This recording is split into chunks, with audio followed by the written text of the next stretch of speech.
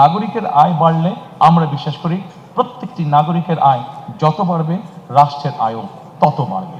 সেই জন্য আমরা ওইভাবে ট্যাক্স ইম্পোজ না করে আমরা চাই নাগরিকের আয় বাড়ুক। রাজস্ব আয় ও ব্যবস্থাপনা আছে, রাজস্ব আয় এবং ব্যবস্থাপনার মধ্যে অনেকগুলো সেক্টর আছে। আমি আলোচনায় যাব না, ডিটেইল আলোচনায় যাব না।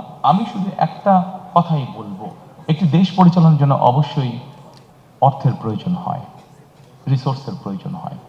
আমরা আমাদের দল আমরা মনে করি ভবিষ্যতের নিরাপদ বিনিয়োগ হোক বিশ্বস্ত, আর আমার পছন্দ সল্টবে। Welcome to সল্টবে। আমরা যদি আমাদের সরকার মানুষের কর্মসংস্থান যত বেশি তৈরি করতে পারবে, বিনিয়োগের অবস্থা যত বেশি তৈরি করতে পারবে, যত বেশি মানুষকে বিনিয়োগ করাতে পারবে, অটোমেটিক নর্মালি সরকারের রাজস্ব বৃদ্ধি পাবে।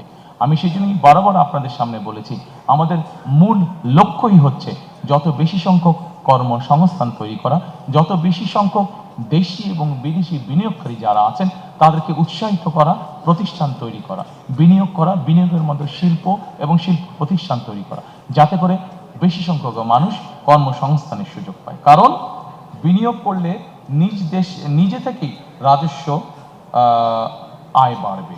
নাগরিকের আয় বাড়লে আমরা বিশ্বাস করি প্রত্যেকটি নাগরিকের আয় যত বাড়বে রাষ্ট্রের আয়ও তত বাড়বে। সেই জন্য আমরা ওইভাবে ট্যাক্স ইম্পোজ না করে আমরা চাই নাগরিকের আয় বাড়ুক। নাগরিকের আয় বাড়ানোর জন্য যা যা করা প্রয়োজন আমরা সেটি করতে চাই। নাগরিকের আয় বাড়া মানেই সরকারের বা রাষ্ট্রের আয় বাড়া। আমরা জিনিসটাকে এইভাবেই চিন্তা করতে চাই।